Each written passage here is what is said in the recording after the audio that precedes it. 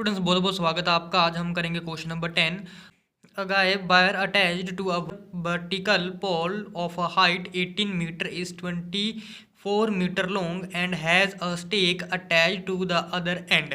तो कह रहा है कि एक पर्सन है, ठीक है, जो कि वायर अटैच कर रहा है एक वर्टिकल पोल से। उस वर्टिकल पोल की जो हाइट है बेटा वो 18 मीटर है और जो वायर अटैच हो रही है वर्टिकल पोल के साथ उसकी लेंथ 24 मीटर है।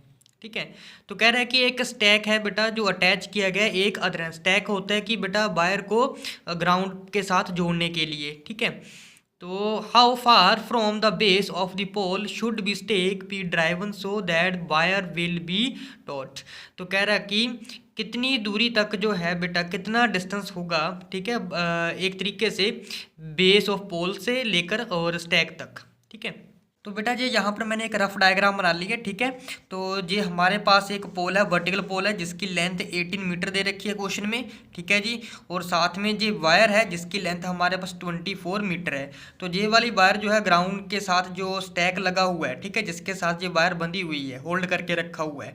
ठीक है, तो वहाँ ये बंधी हुई है और यहाँ से लेकर और ये पोल का जो बेस है यहाँ तक का जो डिस्टेंस है वो हमें फाइंड आउट करना है। ठीक है, तो अगर हम एक रफ डायग्राम बनाएं इसकी, तो इस तरीके से एक राइट एंगल ट्राइंगल की फिगर बनती है जिसमें एंगल बी जो है हमारे पास 90 डिग्री होता है। ठीक है जी, तो वो हम लिख लेंगे कि ए बी सी एक हमारे पास राइट एंगल ट्राइंगल है बी के ऊपर, तो एंगल बी 90 डिग्री का हो जाएगा।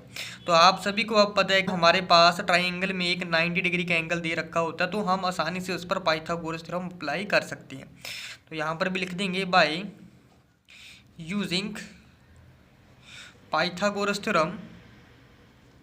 क्या आ जाएगा बेटा, पाइथागोरस थ्योरम क्या कहता है, हाइपोटेनस का square is equal to perpendicular square plus base square.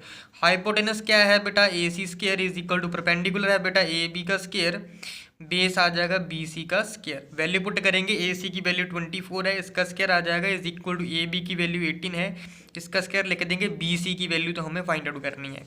तो बेटा 24 का जो हमारे पास स्क्वायर रूट निकल के आता है, स्क्वायर निकल के आता है वो आता है 576 और 18 का होता है बेटा हमारे पास 324।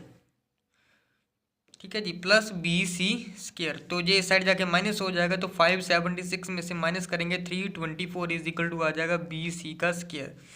576 में से 324 माइनस करेंगे तो ये हमारे पास लगभग 252 आता है, किसके बराबर आ जाएगा, बी सी स्क्वायर के बराबर। अब यहाँ से बेटा हम क्या करेंगे, बी सी की वैल्यू निकाल लेंगे, दूसरी साइड जाके स्क्वायर रूट में चेंज हो जाएगा, 252 आ जाएगा। ये जो 252 है इसे तोड़ के लिख लेते हैं, ये आ जाएगा हमारे पास बेटा 36 मल्टीप्लाई बाय 7। ठीक है जी, रूट में तोड़ के लिख लिया। अब 7 का तो रूट उठेगा नहीं है, 36 का टूट जाएगा, तो बी सी की वैल्यू बेटा एग्जैक्ट क्या आ जाएगी, 6√7। तो ये हमारे पास रिक्वायर आंसर था।